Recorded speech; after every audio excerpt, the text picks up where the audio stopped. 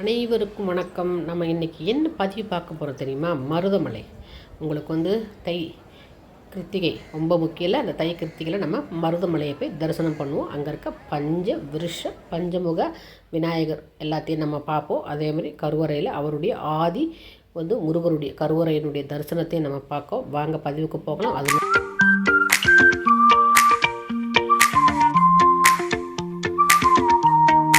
முருகப்பெருமான் அமர்ந்து அருள் புரியும் அற்புத தலங்களில் ஒன்று தான் இந்த கோவை மாவட்டத்தில் உள்ள மருதமலை.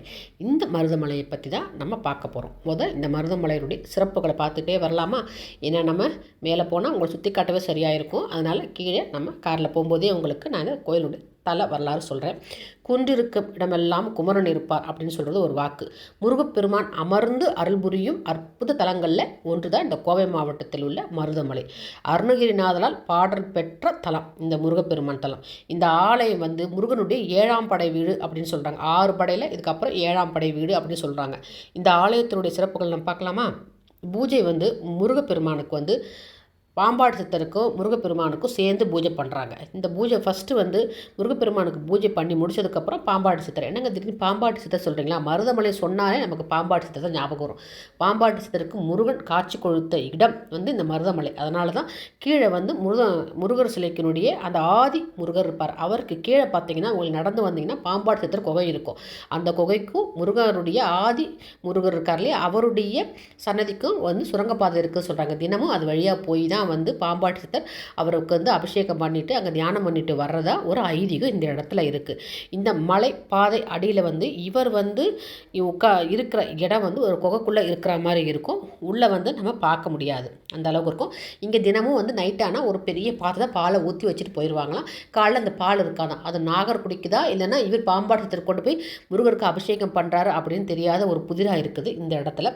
பாம்பாடு சித்தர் சன்னதியில் உள்ள பாறையில் நாக வடிவம் ஒன்று இருக்குதுன்னு சொல்கிறாங்க. இந்த நாகத்தின் வடிவிலேயே பாம்பாட்டு சித்தருக்கு முருகப்பெருமான் காட்சி கொடுத்தாராம். முருகப்பெருமானுக்கு அவர் காட்சி கொடுத்தது இந்த நாக வடிவில். அதனால தான் இவருக்கு பாம்பாட்டு சித்தர் அப்படின்னு பேர்.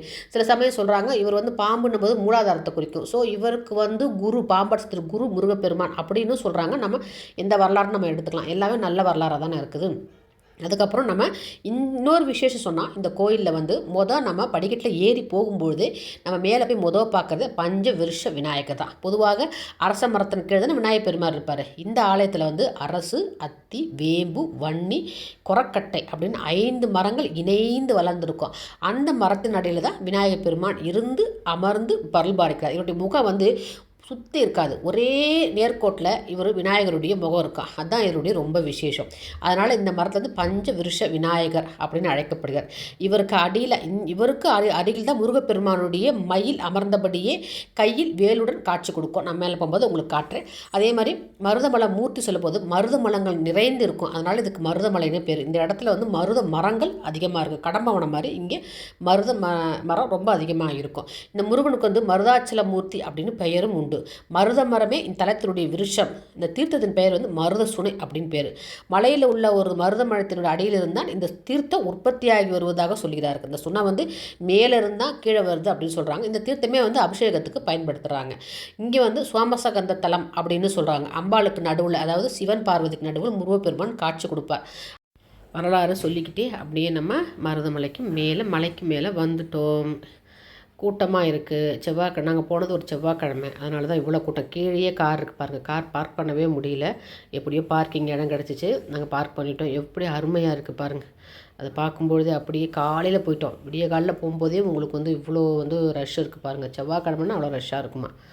அருமையாக இருந்துச்சு. இங்கே தூரத்தில் பார்க்கும்போதே ஆனால் கட்டட வேலைகள்லாம் கொஞ்சம் நடந்துக்கிட்டு இருந்துச்சு. அதனால் நம்ம அப்படியே அந்த மருதமலை வியூ சூப்பராக பார்ப்போம். அப்படியே நம்ம இறங்கி போகும் படிக்கட்டில் நம்ம இறங்கி போயிட்டு இருக்கும்பொழுது சைடில் அந்த தேவஸ்தான கடைகளில் அவங்க அந்த அவருக்கு பிடித்த எல்லா நெய்வேத்தியம் இருக்கும். பஞ்சாமிர்தம் இருக்கும், லட்டு இருக்கும், அப்புறம் அவர் திணையில் செஞ்ச புட்டு இருக்கும், திணையில் செஞ்ச பொங்கல் வச்சுருப்பாங்கங்க. அதே மாதிரி நம்ம விபூதி எல்லாம் வாங்கிக்கலாம். முருகருக்கு சம்மந்தமான எல்லாமே இருக்கும். மோதிரம், சிலைகள், வேல் எல்லாமே இந்த கோயிலில் தேவஸ்தான கோயிலில் இருக்கும். நான் அதை அப்படியே உங்களுக்கு காட்டுறேன் பாருங்கள் என்னென்ன இருக்குன்னு. வேல்லாம் செமையாக வச்சுருப்பாங்க. நம்ம வேலுக்குன்னு தனியாக அபிஷேகம் பண்ணுவாங்கள்ல, அந்த மாதிரி. அதே மாதிரி பூக்கள்லாம் இங்கே அரளி தான். இந்த முருகருக்கு வந்து அரளி தான் ஃபுல்லாக விற்பாங்க. அதனால் இங்கே ஃபுல்லாக அரளி மாலை தான் இங்கே இருக்கும். நம்ம அரளி மாலை வாங்கிட்டு நம்ம மேலே போகலாம். கொஞ்சம் படிக்கட்டு தான், நம்ம ஏறினோம்னா ஒன்றும் தெரியாது. படிக்கட்டுலாம் நல்லா அகலமாக தான் இருக்கும். அருமையாக அப்படி ஏறி போகலாம். ஏன்னா எப்போவுமே நான் எல்லா கோயிலுக்கு போனால் வாக்கிங் ஸ்டிக் எடுத்துகிட்டு போவேன். இந்த படி அகலமாக இருக்குனால வாக்கிங் ஸ்டிக் கொண்டு போகல. அழகாக மேலே ஏறிட்டேன். ரொம்ப அருமையாக இருந்துச்சு. மேலே ஏறி பார்க்கும்பொழுது அவ்வளோ சுற்றி பார்க்கும்போது அவ்வளோ அருமையாக இருந்துச்சு. இந்த கடையில் தான் நான் சொன்ன அந்த முறுக்கு, திணை சம்மந்தப்பட்ட எல்லாமே இங்கே இருந்துச்சு. பஞ்சாமிரம் தான் அடுக்கி வச்சுருந்தாங்க. பொங்கல் நல்லா இருந்துச்சு. கல்கண்டு அதே மாதிரி இந்த மாதிரி பனங்கற்கண்டு வந்து இந்த மாதிரி ஓலைப்பாயில் வச்சுருந்தாங்க. அப்படியே நம்ம மேலே ஏறி போய் நம்ம முருகப்பெருமானை தரிசனம் பண்ணுவோம். நேராக போனால் நமக்கு வந்து பஞ்சமுக விருஷக விநாயகர் தான் இருப்பார். அவரை கும்பிட்டுட்டு நம்ம அப்படியே நம்ம மேலே போகலாம். இந்த பக்கம் நான் அந்த பக்கம் காட்டுறது தான் மூலஸ்தானத்தில் இருக்கிற முருகப்பெருமான். இந்த பக்கம் வந்து முருகரோட வந்து சிவன் பார்வதியோடு இருக்குது இந்த பக்கம். இப்போ நம்ம நடுவில் இருக்கிற பஞ்சமுக விநாயகரை தரிசனம் பண்ணிவிட்டு போய் நம்ம மூலஸ்தானம் ஆதி மூல வந்து முருகப்பெருமானை தரிசனம் பண்ணுவோம். அங்கேருந்து ஃபுல் வியூ உங்களுக்கு காட்டுறேன் பாருங்கள். இது கட்டட வேலை நடந்துக்கிட்டு இருக்குது இந்த இடம். அதனால் இப்படி இருக்குது. ரொம்ப அருமையாக இருக்கும். காலையில்ன்றதுனால நல்லா ரம்பியமாக இருந்துச்சு. பெரிய அந்த ஆலய மணி கட்டி வச்சுருக்குறாங்க. சுற்றி தான் உங்களுக்கு அந்த வியூ நான் காட்டிகிட்டு இருக்கேன். எல்லா கோயிலும் உங்களுக்கு விளக்கமாக சொல்கிற மாதிரி தான் இந்த கோயிலையும் இன்ச்சாக நான் சொல்லிகிட்டு இருக்கிறேன். இன்ச்சாக உங்களுக்கு காட்டிகிட்டு இருக்கேன். ஏன்னா அப்போ தான் நீங்கள் அந்த கோயிலுக்கே போன உங்களுக்கு அனுபவம் கிடைக்கும். அதனால தான் அந்த பக்கம் ஆதி ஒரிஜினல் முருகப்பெருமான் சிலை அந்த பக்கம் இருக்குது. அங்கே தான் கூட்டம் அதிகமாக இருக்கும். இப்போ விநாயகருக்கே காலையில் கூட்டம் சொன்னால செவ்வாய்க்கிழமையில் கூட்டம். இதுதான் பஞ்சமுக விநாயகர். ஒரே மாதிரி இருப்பார், ஒரே வரிசையில் இருப்பார். 5 மரங்கள் இங்கே வந்து சொல்லியிருக்கேன். அந்த 5 மரங்கள் இங்கே இருக்கும். இதுதான் பஞ்சமுக விநாயகர் இருக்கிறார். இவரது 5 முகங்களும் ஒரே வரிசையில் இருக்கும். பார்த்தா அதுதான் இது ரொம்ப விசேஷம். ஒவ்வொரு பக்கமும் இருக்காது, ஒரே வரிசையில் இருக்கும். பொதுவாக அரச மரத்தடியில் காணப்படும் விநாயகர் வந்து எல்லா இடத்துலையும் நம்ம பார்த்துருக்கோம். இங்கே அப்படி கிடையாது. இங்கே இந்த மரம் வந்து 5 விருஷங்கள் கொண்டது.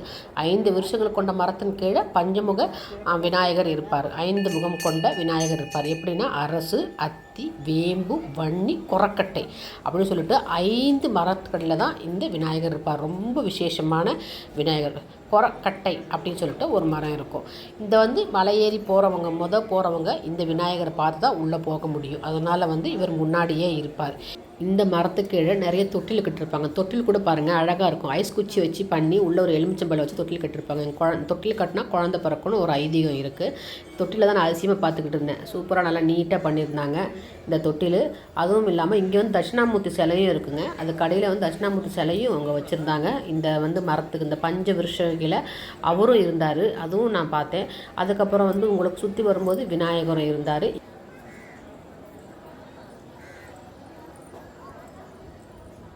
இவர் நம்ம அப்படியே நம்ம வணங்கிட்டு நம்ம வலது பக்கம் போனால் அவங்க வந்து சிவன் பார்வதியோட அவர் சோமசகந்தர் இருப்பார். நம்ம ஆதி மூலை இருக்கார்ல முருகப்பெருமான், அவரை பார்க்கணும். அங்கே க்யூ ஜாஸ்தியாக இருந்துச்சு. அதனால் நம்ம போய் கீழே பாம்பாடு சித்தரை பார்த்துட்டு அப்புறம் மேலே வருவோம். கீழே பாம்பாடு சித்தருக்கு நடந்து கீழே பின்பக்கம் அப்படி நடந்து போனால் அழகாக பாம்பாடு சித்தர் குகை இருக்கும். அங்கே இந்த மாதிரி நடந்து போக வேண்டியதான். நடந்து போயிட்டு இறங்கி போயிட்டே இருந்தோம்னா பாம்பாடு சித்தரை பார்க்கலாம். 2 பக்கமும் பெரிய பாறைகள் அந்த மாதிரி பெரிய ஆழமாக இருக்கும். பெரிய பெரிய மரங்களாக இருக்கும் இந்த இடத்துல. இதுதான் பாம்பாடு சித்தனுடைய குகை. இது உள்ள நாட் அலௌடு. நான் இதுவரையிலும் வெளியே உங்களுக்கு காட்டுறேன். ஏற்கனவே லைவில் கூட உங்களுக்கு பாம்பாடு சித்தர் நான் அங்கே வந்து லைவ் போட்டிருக்கேன். உங்களுக்கு இந்த பாறையில் அந்த வரலாறு அவங்க எழுதியிருப்பாங்க. இந்த வந்து இங்கேருந்து தான் வந்து நாக வடிவில் தான் பாம்பாடு சித்தருக்கு முருகப்பெருமான் அருள் பாலிச்சிருக்கிறாரு. அதனால் அவர் காட்சி கொடுத்தது நாக வடிவத்தில் தான்.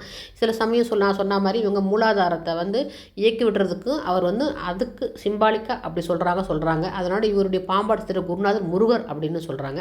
டெய்லி பெரிய பாத்திரத்தில் பாலை வச்சுருவாங்களாம். அது அபிஷேகம் பண்ண கொண்டு போகிறாரா இல்லைன்னா பாம்புகள் குடிக்கிறதா அப்படின்னு தெரியாது. இன்னொன்று வந்து பாம்பாடு சித்தர் இவர் குகையிலிருந்து இவர் வந்து அங்கே அவர் வந்து ஆதி முருகருடைய சன்னதிக்கு சுரங்கப்பாதை இருக்குதுன்னு சொல்கிறாங்க. ஏன்னா அந்த நம்ம சைடில் வர்றது அவர் சைட்லேருந்து நம்ம இறங்கி பாம்பாடு சித்தருக்கு வரோம். ஸோ அது உண்மையாக கூட இருக்கலாம். ஏன்னா இங்கேருந்து அது வரலாம் நேராக ஸ்ட்ரைட்டாக போயிடலாம். வரும்போது சப்தகன்னியர்களுடைய கோயிலும் இருக்கும். அதையும் நம்ம கும்பிட்டு அப்படியே வரலாம். சுற்றி மலைப்பாங்கான இடம் இருக்கும். ஏதோ ஒரு கொடைக்கானல் ஊட்டி போன மாதிரியே இருக்கும். அந்த அளவுக்கு இருக்கும். நீங்கள் வரலாறு இதுலேயே அழகாக போட்டிருப்பாங்க. எப்படி வந்து இந்த பாருங்கள் ஆதி மூலஸ்தானத்துக்கு இங்கே சுரங்கப்பாதை உண்டு. அதன் வழியாக சித்தர் வந்து போய் தரிசனம் பண்ணிட்டு வருவார். சில நேரங்களில் வந்து சர்ப ரூபத்தில் நடனமாடிக்கொண்டு இருப்பார் அப்படின்னு சில சர்பங்கள் வந்து நடனமாடிக்கொண்டு தான் இருக்கும் அப்படின்னு சொல்கிறாங்க. அந்த அளவுக்கு இந்த இடம் வந்து ரொம்ப வந்து தூய்மையான ஒரு இடம். இந்த இடத்துல வந்து நம்ம இவருடைய ஜீவசமாதி சொல்ல நமக்கு சங்கரன் கோவில் தாங்க. இந்த இடத்துல வந்து இவருக்கு முருகப்பெருமான் காட்சி கொடுத்ததுனால இந்த இடத்துல குகையில் தியானம் பண்ணி முருகப்பெருமான் காட்சி கொடுத்ததுனால இந்த இடத்துல பாம்பாடு சித்தன் இப்படி போட்டு வச்சுருக்காங்க. இவருடைய வந்து சமாதி சொன்னால் சங்கரன் கோயிலில் தாங்க இருக்குது. இதுதான் வரலாறு, அதெல்லாம் படிச்சுக்கோங்க நீங்கள். அதுக்கப்புறம் நம்ம இவங்களுக்கு உள்ளேயும் இப்படியும் முன்னாடி காட்டு. இங்கே ரொம்ப அதிசயம்னா எனக்கு இந்த இடத்துல வந்து சேவலை காட்சி கொடுத்தது. சரி, முருகப்பெருமானுடைய வாகனம் சேவலை பார்த்து ஒரு சந்தோஷம் செஞ்சு சேவலை அப்படியே க்ளோஸ்அப்பில் எடுத்து சேவலுக்கு ஒரு வணக்கம் சொல்லிவிட்டு நம்ம இப்போ ஆதி மூலஸ்தானத்துக்கு போகிறோம். இந்த கல்வெட்டை நம்ம பார்த்துட்டு அதுலேயே உங்களுக்கு இந்த எப்போ புதுப்பிச்சாங்க எல்லாமே இதில் போட்டிருப்பாங்க. இங்கேருந்து பார்த்தாலே உங்களுக்கு ஆதி மூலஸ்தானத்து அந்த போர்டு தெரியும். அதையும் உங்களுக்கு நான் காட்டுறேன். நம்ம அதை பார்த்துட்டு நம்ம இங்கேருந்து கும்பிடு போட்டுக்கோங்க. உங்களுக்கு கருவறையினுடைய இதுவும் லைட்டாக உங்களுக்கு காட்டுறேன்.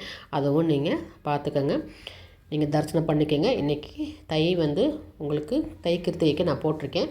இந்த வீடியோவை எப்போ சொல்கிற மாதிரி எல்லாருக்கும் ஷேர் பண்ணுங்கள். எல்லாருமே பார்க்கட்டும். மருதமலைக்கு போய் நேராக பார்த்துட்டு வந்தால் ஒரு அனுபவம் கிடைக்கும். கருவறை கிட்ட போகிறோம். கருவறையில் இருக்க முருகப்பெருமானை தரிசனம் பண்ணுங்கள். இவர் தான் ஒரிஜினல், அது ஆதி சொல்லுவாங்களே, ஆதியில் இருந்த முருகர் சிலை. தரிசனம் பண்ணிக்கோங்க. அருமையாக தெரிகிறார் பாருங்க. மேலே சந்தனக்காய் போட்டு வச்சுருந்தாங்க. நல்லா ஜோதியை தரிசனம் பண்ணிக்கோங்க. ஜோதி தரிசனமே நிறைவானது. இந்த மாதிரி நல்ல விஷயங்களை பார்க்கும்போது, பேசும்போது, செய்யும்போது நமக்கு நல்லதே நடக்குங்க. நன்றி, வணக்கம்.